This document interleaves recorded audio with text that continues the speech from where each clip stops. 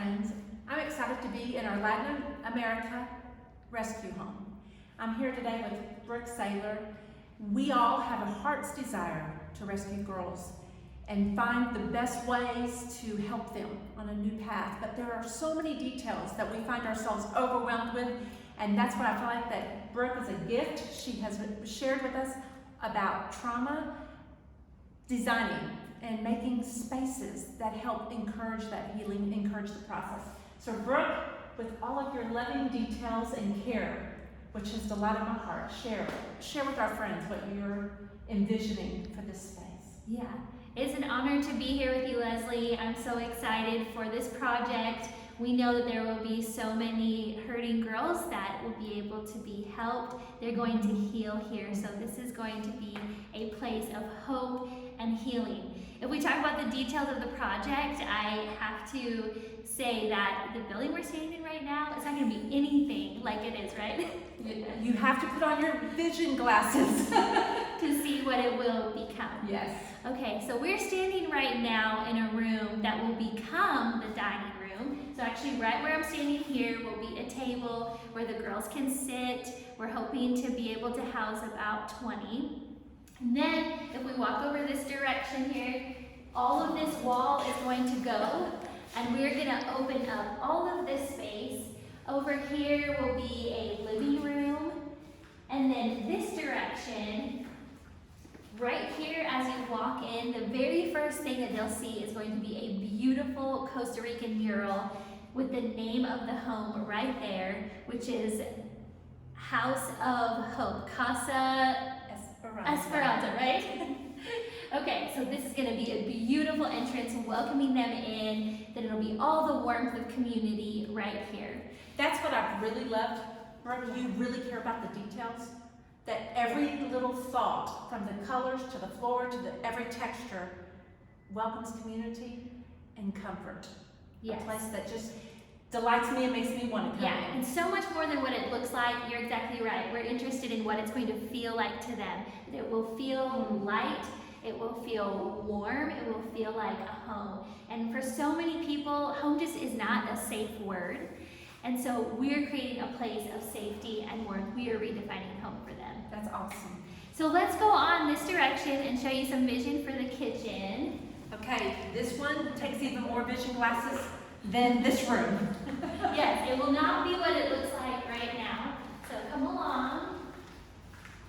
Scott, are you on board? Hey, everybody. This is my husband, Scott, and I wanted him to share a little about the vision for the kitchen space in here. So as you can see, this is old.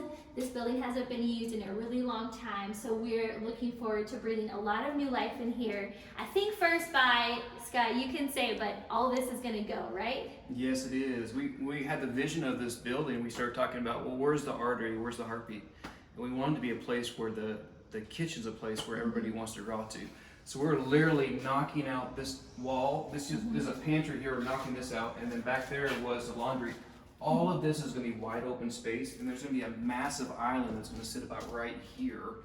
And kind of the thought process is people want to hang out right here. So everything from cooking together to learning how to cook, Yes. right?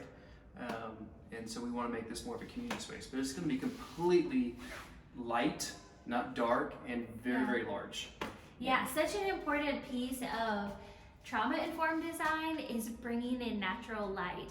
And when I know it sounds silly, but when you walk through a really dark season, which most people have, surrounding yourself with beauty and light is just part of using God's creation to help heal and move forward in life. So here will be not a wall, all windows. You'll have all of this, and then over here, apart from the island, this will be upper and lower cabinetry, then a classic, very artistic, colorful Costa Rican tile will be all along the backsplash from this all the way over. You'll have your hood over your range. Commercial grade appliances, just because there will be so many girls here and they're going to enjoy a lot of culture. So back in this area too, you can see there will be a host quarters. So there will be somebody living here. We'll be able to give her a bedroom and a cozy spot a bedroom, a bathroom of her own, and then over in this direction of the house, all of this will be gone. And there will be rooms where we'll build in some really sweet spaces for the girls to sleep and have their own personal space. We have a lot of vision for all of that, so that's really exciting. We can probably go on this way too. I, again, just love the fact that every detail is redefining home with the thought of healing. Yeah, absolutely. Absolutely. So as you can see, we have about 4,000 square feet to work with. All back here will end up being bedrooms for the girls. They'll be able to comfortably live. And then I really can't neglect the fact that another piece of this, and you can speak to this too, Leslie, is going to be they'll be able to live here but also be trained for careers and for their future. So we're giving them tools on this side of the building over there for education, right? We want to give them a way that they really can earn a living. A lot of them are in desperate situations, we know that, and if we cannot offer how to make a living, that's part of the healing process. And so we are very conscientiously looking into that section as well, so that not only would they have a safe place to live, but they would also have a safe place to learn and to stretch their own gifts and callings. Yeah, it's going to be so wonderful. And I hope that you can see throughout this tour that we have vision, hope for their future, and really excited to partner together with you guys for this. It's going to be amazing. I am constantly amazed at the beautiful details, just the small little things that Brooke brings to attention. As you can see, we kind of weave through some tight halls. Oh, that'll be okay. It won't be tight walls. One of my favorite designs is even our stairways. It's just a welcoming with the Costa Rican tiles. Yeah, a really traditional spot right here. All the Costa Rican ladies have let us know how excited they are that this will be alive with actually indoor plants. And that's very traditional to Costa Rican homes. And then up the staircase, we'll repeat the backsplash tile that will be colorful and really native to the country here, that we will go all the way up the staircase. So it'll be awesome. You want to take a peek into the training area?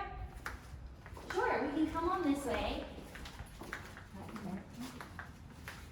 Over here, you can see that there will be a place of education, a place for them to work and grow in their skills. And I know there is a program that SOS is going to be building out, and it's going to be really exciting for them. It doesn't matter what your gifts and callings are, there really is a place and a need for people to be willing to share their gifts. And I truly appreciate Brooke's gifts. So many times I'll look at her, she'll go, "Have you thought about this?" And never thought about it. So it just shows us more and more how God brings people in to help share their gifts, to make it where these girls will know that they've been thought of, their details. We've considered every part. Yeah. And the Lord's considered every part, and they're important, and there's going to be good things for them. Yeah, it really is. I think it's going to be a beautiful place here in Latin America where we can see beautiful women coming, having hope, moving forward in their life, and they're going to have an amazing future. This place is going to, with the hearts of everybody coming to serve, is really going to get them to that next place in their life. So let me ask you real quick, Yes. how did you get from regular design to trauma design, which I didn't even know was a thing? Trauma-informed design is very simple. It just means that we're aware that there was hurt, and we're going to create a space that doesn't just look appealing, but it is healing spaces for hurting people. That means we are looking at all the beauty of God's creation, all the natural light, everything that is already beautiful about what God made, and we're bringing that in. So we're looking at the color palettes and what colors mean. Green means tranquility and peace, and we look at even yellows means sun. So we look at the color theory and we keep it so warm. It would be something that any of us could just walk in and feel warmth, love, goodness.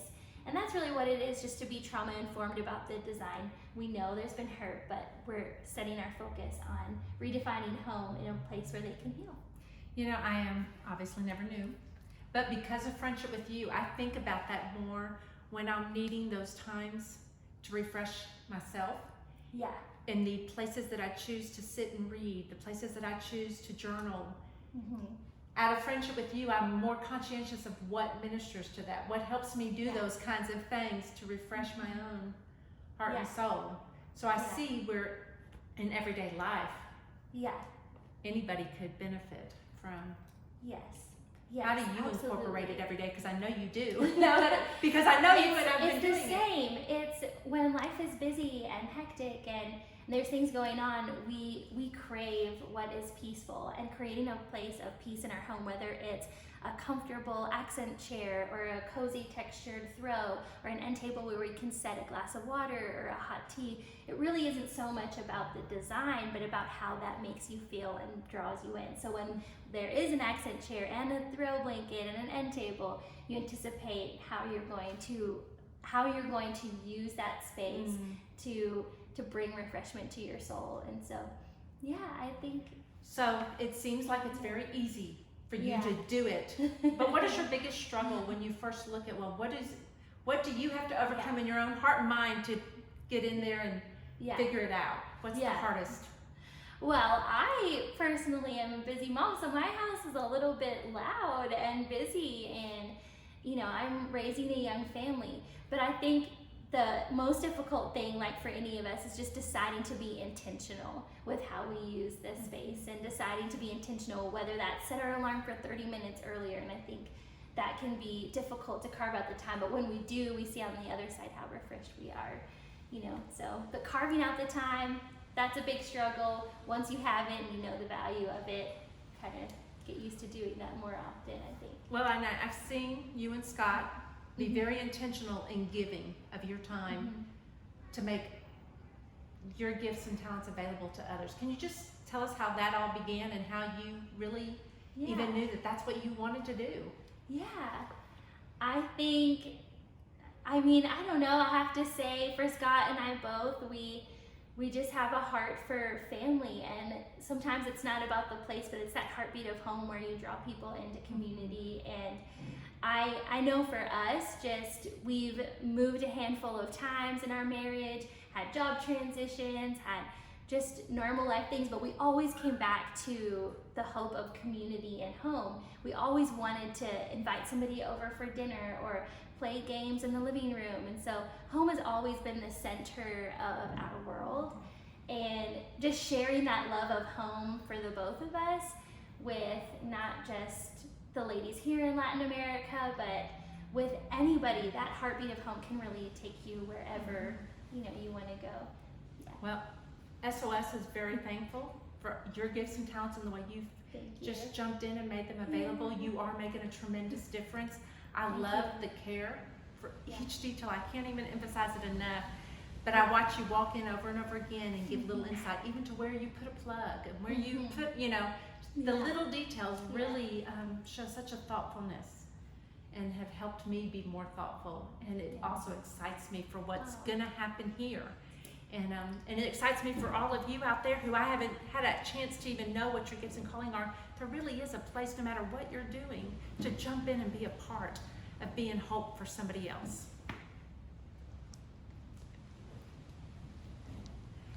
Hope to see y'all again soon. It's been great to be with you today. Thank you, Brooke, for being with us. Thank you, Leslie.